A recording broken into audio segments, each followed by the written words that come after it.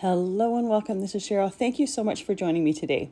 We're on to October, which means a new month of clubs. And I've already shared a video using the die of the month, the large die of the month, and the glimmer of the month, including the stencil and clear stamp a little bit as well. Today I'm going to concentrate on the clear stamp of the month, the stencil of the month. So I'm going to concentrate on the ornaments from the stencil. And I love the fact that the stencil of the month includes 2 different backgrounds, so it gives you even more variety. So I used this first background here on my last set of cards. Today I'm going to create a card with these ornament backgrounds. And then I'm also going to do another card with the glimmer of the month. Now here is the either die of the month or large die of the month. I'm second guessing myself right now. And then here is the other one. And I love with this slippers one that there are a variety of them to choose from, so you can get really creative with that. And those are used in the last video that I posted that I'll link at the end of this video. So the first card I'm going to create is going to use the clear stamp of the month, and this comes with some coordinating dies as well, which makes it perfect for die cutting them out once they are stamped and colored. I'm going to stamp them with some black Memento ink, and I'm going to color them with Copic markers. Now, when it comes to just coloring stamps, my go-tos generally are watercoloring or Copic markers. When it comes to just coloring, I prefer Copic markers or alcohol-based markers over dye-based markers because you can get some beautiful blendings. When it comes to dye-based markers, I'll tend to just do some quick coloring, and it's usually if there's some smaller areas or if I'm not necessarily wanting some shading. I'm going to go in first and do the black on the penguin, but instead of making it full black, I am using some dark gray so that you can still see the black outline. So here I'm using C5, and then I'm going to go in with C7 to shade the areas where I want it to be a little bit darker. And I'm pretending that there is light coming from the top, so the lower areas are where I'm going to have the shading. Anytime I color with Copics, I do the light color first, then I go in and put where I want the shading or the dark color, and then I go back in with the light color. Now, because these areas are really, really tiny, I'm only doing 2 different colors for shading. If it was a larger area and I wanted to use 3 colors for shading, I would do the light, the medium, then the dark, then back to the medium, and then back to the light. Now, I know there's other people that do the dark first and then blend in with the light. This is how I was taught, and it just works for me. I'm just used to this now, so it works for me here. So the light pink that I'm using here for the cheeks is RV10. And then for the red, I'm using R35 and R37. So I'm just doing simple blending here because these areas are small, as I said before. You don't necessarily need to. If you want to just do them in one solid color, that's totally fine, and it would look absolutely adorable as well. I like the little bit of shading, just a little bit of extra detail it adds. Now, because these areas are small and the coloring is quick, it would have been an easy one to use dye-based markers for. The reason I prefer to use the Copic, especially for this, is because I know that I want to add a little bit of glossy accents in areas. And when I do that over alcohol-based markers, I know those colors are not going to move and they're not going to change. Whereas dye-based markers will start to run, and especially the reds are going to start to blend and bleed, and the colors are going to change a little bit. And you'll see this on my last card. I'm going to use some dye-based inks on my last card, which is going to be my glimmer card. And you're going to see the red color change. So we'll get to that then. This blue here is BG10 for the light color, and then BG15 for the darker color. And my colors are chosen because for my last video with the clubs, I used the Oh Joyful Day card making kit, and I chose my colors from there, and I wanted these cards to coordinate with those ones. So that's where I'm picking my colors out. Obviously, you can pick and choose whatever colors you're wanting to use, and they would look absolutely adorable. For my browns here, I'm using E33 and E35, and I will have all of these colors listed down in the description in the supply list below, as well as all the other supplies that I'm using. Now, I'm using Copic markers. This is what I have. This is what I love, and I haven't changed to any other alcohol-based markers. Any alcohol-based markers should work the same. I don't see any reason why they would be any different. So if you have a different system, they will likely work. Just pick colors that are similar or colors that you want to use. Now you can see that I'm going between different colors. What I tend to do is pick one color and then do all of the areas that I want in that color. For the most part, there's the odd time where I miss an area. The other thing that I'm doing here is I have a piece of scrap paper underneath my surface here, and that's just in case I'm doing enough coloring that the color bleeds through. Because I'm only doing 2-colored blending, there's probably not going to be a whole lot of that, but I'd rather it go onto a piece of scrap paper underneath, and that will absorb that way than my glass surface, because my glass surface, if I happen to move my piece that I'm coloring and color a different color over top of it, sometimes that color on the glass surface will rehydrate and then bleed up through the paper. So this is just a way of avoiding that. And you can see that on that paper, I tend not to move my piece very much in order to avoid that happening. The cardstock that I'm coloring on is just Hammermill cardstock, and I love the way it colors, or the way you can color on it. It's nice and smooth, and I don't find that I have a lot of bleeding with the markers. When I'm coloring with Copics, though, I tend to avoid the outside areas of the image for my first layer of light. Then I go in with my dark, and then when I'm doing my last layer of light, I will go a little bit closer to those lines, and it eliminates any bleeding over the edge here. I've kind of lost track of which colors that I've mentioned and which ones I haven't. So I will mention whichever ones I think I've missed. So my C1 is a very, very light gray. I used a tiny little bit of it on the white part of the snowman. It's a great one to use if you want it to have a tiny bit of shading, but not a whole lot of color.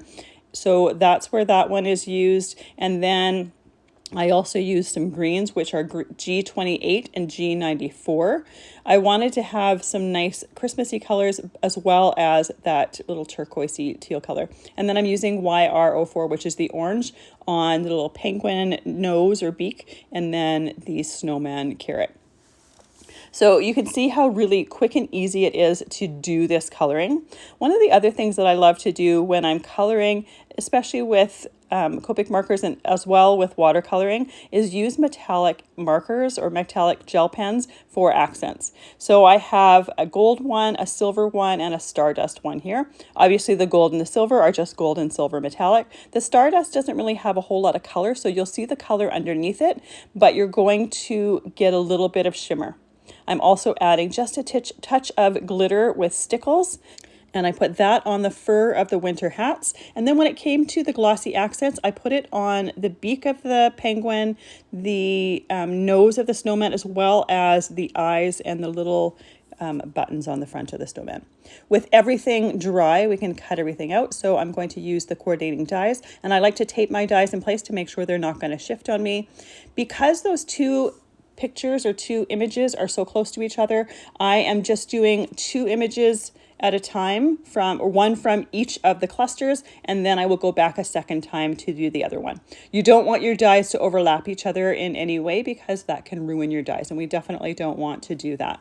So I'm going to cut them out, lay them to the side, position my next ones, and then cut that one out, or cut those ones out as well. So with those guys ready, we're ready to start assembling our cards. I am going to make a plain A2 card here, but I'm going to do some shaped mats on the front. So I'm using this Emerald Cut Labels and Tags die set. I have some layers already cut for my background. For the center of the image piece, I cut one out of white, and then I used the Sparkling Snow embossing folder to add some snowflakes to the sky. I thought it would add some really nice texture to the background, and it works perfectly for those images. I also took a little scrap of white glitter paper, cut part of it with that Emerald Cut Labels and Tags, and then just used my scissors to do just to create some snow at the bottom of that piece. For the inside of the card, I'm going to use one of the sentiments from the Clear Stamp in the Mont set and stamp that on the inside. And I'm using Evergreen Bow Distress ink for this. Now, I used this stamp set in my last video with the clubs, so I already did this step when I started for that video, but I did want to mention here, one of the things I do with clear stamps, I've never used it before, is I take a white eraser and I erase all over the stamping surface of the stamp, and then use a brush to remove any eraser residue.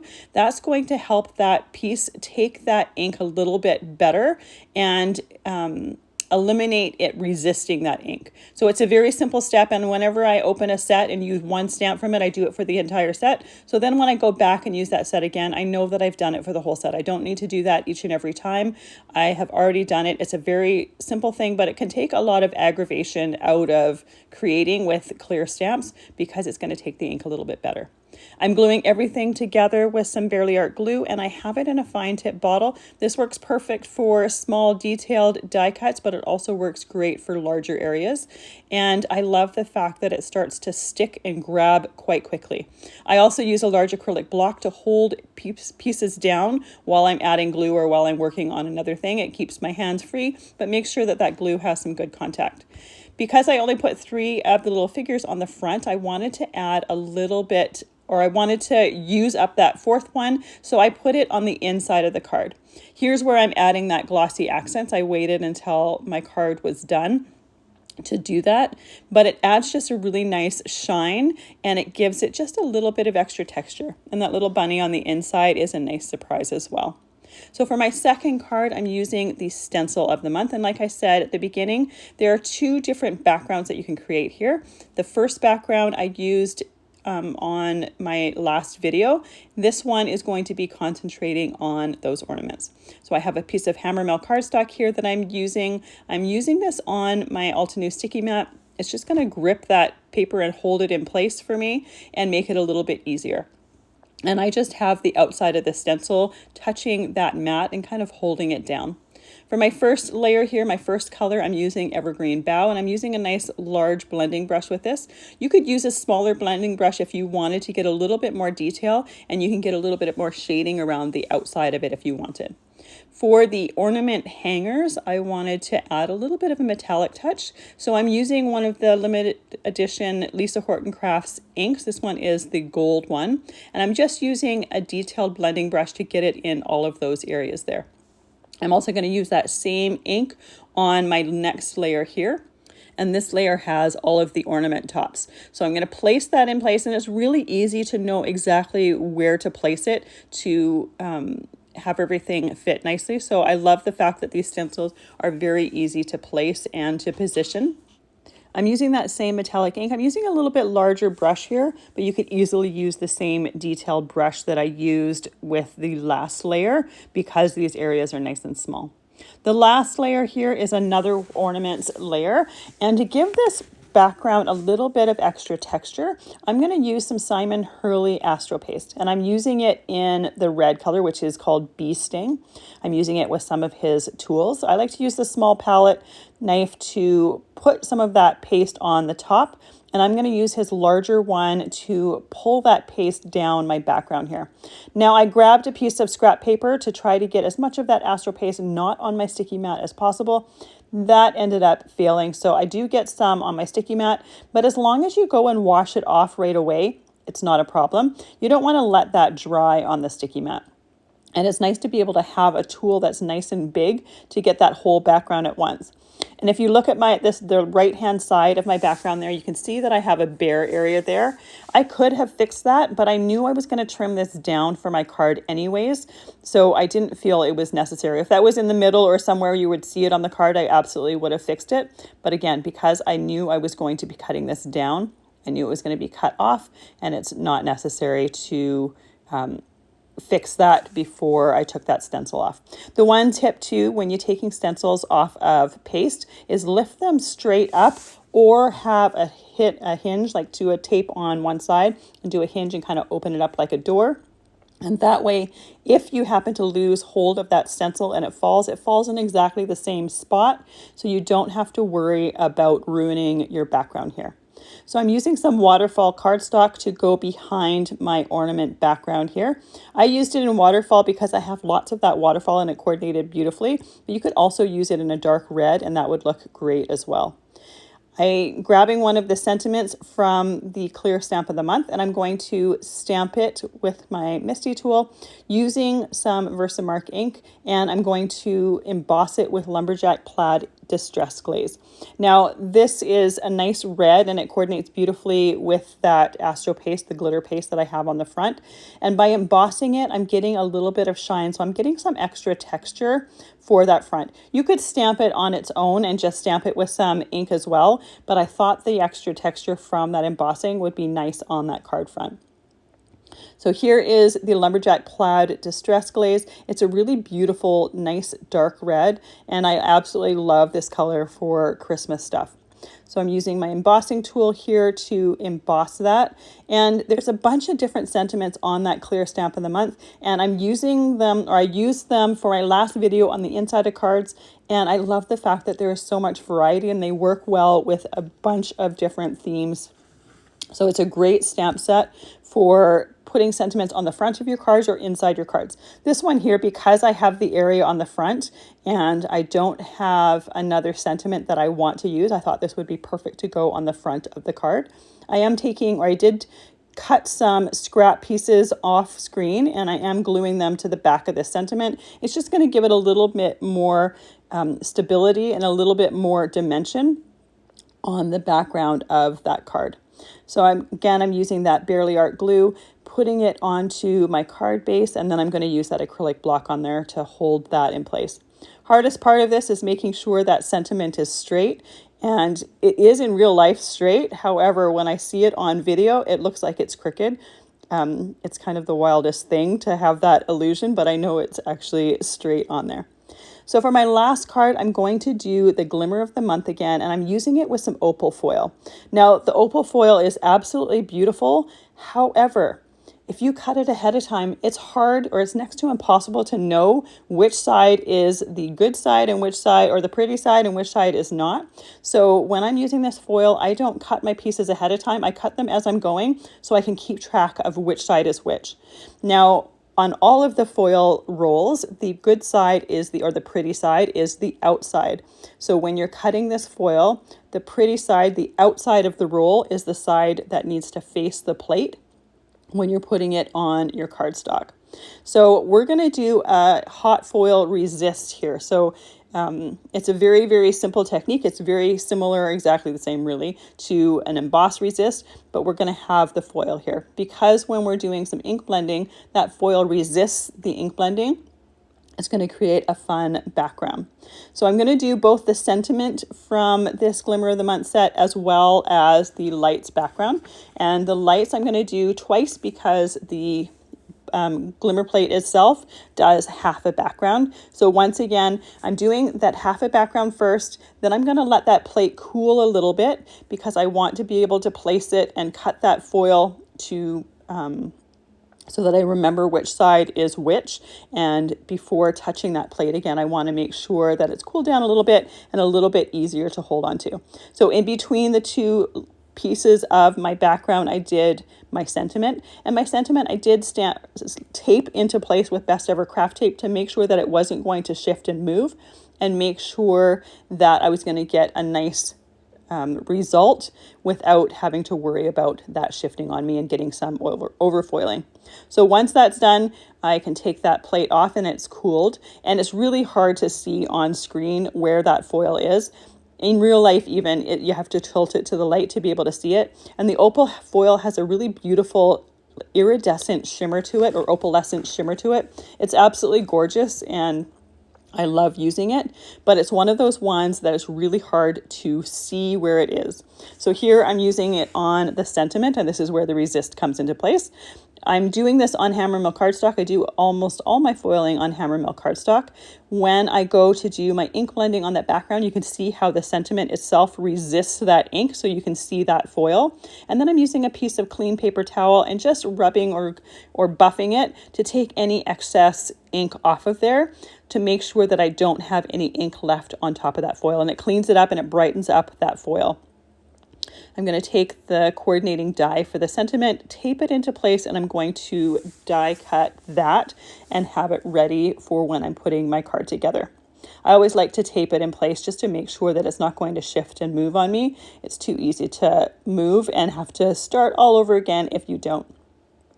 So you can see how beautiful that foil is with that red background. And I'm not doing any solid hot foiling today, but you certainly could do the solid hot foiling and then use that as well. For my lights here, I'm going to use a detailed ink blending brush with that same lumberjack plaid red pad, and I'm going to color in all of those lights. In between, after doing a couple of them, I do take that clean paper towel and rub it to make sure there's no excess ink on any of the foil, just in a way to keep that clean and make sure that I don't smear anything. Otherwise, if I didn't do this regularly, there's a chance that I would put my hand over something, get some ink on it, and then smudge it and move it to a different area of my background here. Now, this is the part where I am ink blending these with Distress ink, so it's a dye-based ink. And right at the beginning, I was talking about how Glossy Accents changes the colors, especially on reds. So here is where you're really going to see that. And I wanted to be able to demonstrate the different change in that color so that you could see how much it changes. And this is why I tend, for the most part, not to use glossy accents on top of dye-based inks. And again, especially reds, because they're where you notice the difference most. This lumberjack plaid is a nice dark blue-red ink. But you can see where I started that glossy accents and where I ended it, there's definitely a color change. And now that it's dry, you can see a huge color difference. So here's my sentiment, and those lights were done with that same Distress ink, and you can see how much of a difference it made. Now I'm still going to use that sentiment. I'm still going to use this background. I knew this was going to happen, but I wanted you to actually see the difference in it. And when I talk about why I tend not to use glossy accents on dye-based inks, especially red, this is why. So I started ink blending my background here and realized that I wanted to cut down my piece before I do the rest of it, because when you do the ink blending, you get a nice dark edge there, and I wanted to have that for my card. I'm using the Evergreen Bow to do the ink blending on the back here, and this is the same as the Hot Foil Resist that I did for the sentiment itself. That foiling is going to resist that Distress ink. The Glossy Accents is also going to resist that Distress ink. So it's not going to change the color of those lights, and it's not going to change the color of the foil.